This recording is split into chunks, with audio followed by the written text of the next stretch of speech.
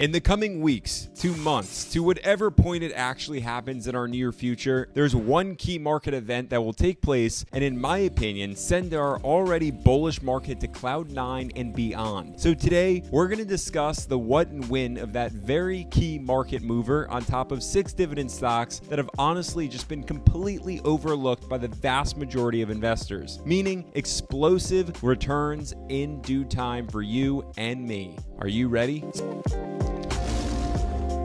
So by this point, if you've been with me video by video for some time now, you know I am not a fan or advocate of timing the market at all because it doesn't work. But on the other hand, I am always preaching that macros matter. And the reason being is because every now and again, we do in fact get macro news bites that really do rev up the market or send it plummeting in the opposite direction to depths that we really don't want to experience. Though it always seems to bounce right back. Now, over the last few weeks, we've been watching the S&P, the Dow Jones, the NASDAQ all inch higher and higher after a couple weeks ago we were at some lower lows. Now, we've had a lot of favorable headlines lately, including interest rate cuts, while Jerome Powell himself flirts with that idea, and it's just really revving up the market as a whole, with a lot of investors gaining more and more hope and optimism about the end of 2024 and into 2025 and beyond. Now, personally, I fall in the camp that when rate cuts hit, we will in fact get an ignition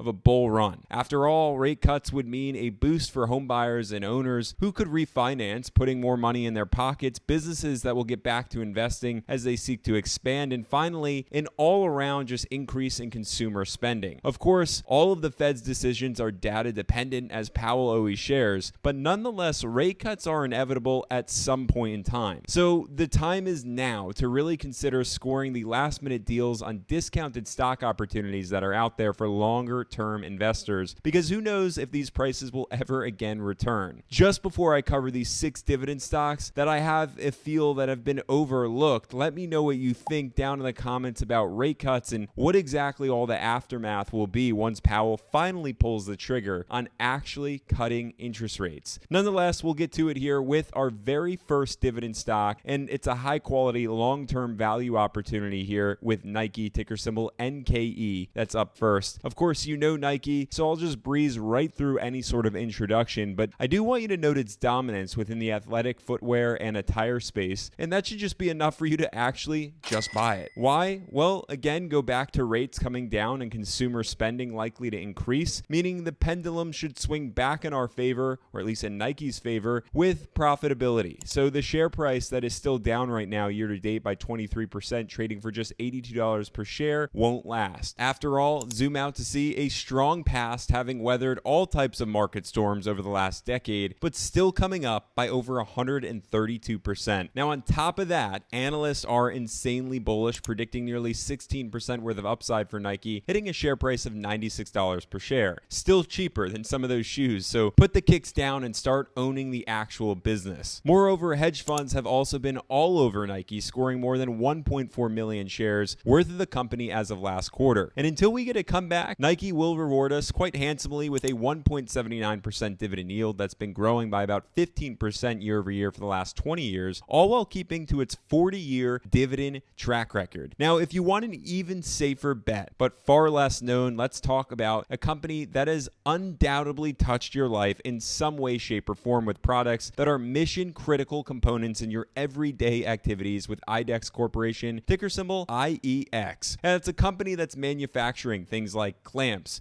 holding bags in place for you, components used in, say, DNA sequencing, or heck, even rescue tools used by our first responders. This company is making products that are very necessary in our everyday lives and very underappreciated. But clicking into the stock chart here, we can see what I'm talking about, as it's currently down by over 5% year to date, trading from over $244 per share, now at $203 per share. But zoom out to see over 138% worth of share price appreciation over the last decade, trade. But now I want you to use your macros to actually create a storyline for this company, and then it's easy to see why analysts are projecting a ton of upside, over 15%, coming up to $234.50 per share, while hedge funds are busy buying over 204,000 shares worth of the company last quarter. Yet until we get that turnaround, of course, there is a dividend coming in at a 1.36% dividend yield, and it's small but mighty with a solid 12% growth rate, while also maintaining its 21-year history worth of paying dividends out. Now, if Idex doesn't quite fit your criteria for your portfolio, I am positive this next dividend growth champion will. We have Deere. John Deere, that is, ticker symbol DE, which is in the business of manufacturing all those big green tractors along with all the other agricultural machinery and engines that just dominate the space. But I am mentioning it today because it is in fact down on the year after sliding from over $412 per share to just $377 per share with a lower PE here at 12.8. If we zoom out, we do get Deere here over the course of the long term that surpassed over 444% worth of share price appreciation. So with that in mind, I just want you to think for a second about our macros. Once again, what I mentioned earlier, businesses are going to get back to spending and consumers are of course going to get back to consuming, but ultimately this all means that we can expect farmers will be a bit busier, or at minimum now feel more comfortable to actually upgrade their equipment after a long few years worth of a rocky macro environment, which is likely why we get analysts who are forecasting over 8.4% worth of upside to hit a share price for Deere here at $409.79 per share, while Smart Money plants larger Deere seeds here, buying over 221,000 shares last quarter. Now, until Deere is in fact back in season, you're going to harvest a growing dividend coming in at a current yield of 1.56% as we speak. That has been steadily growing by about 13% year over year for the last 20 years with a 30-year overall dividend streak. Now, investors, there's 3 dividend stocks, 3 more to go, but before we cover them, I'm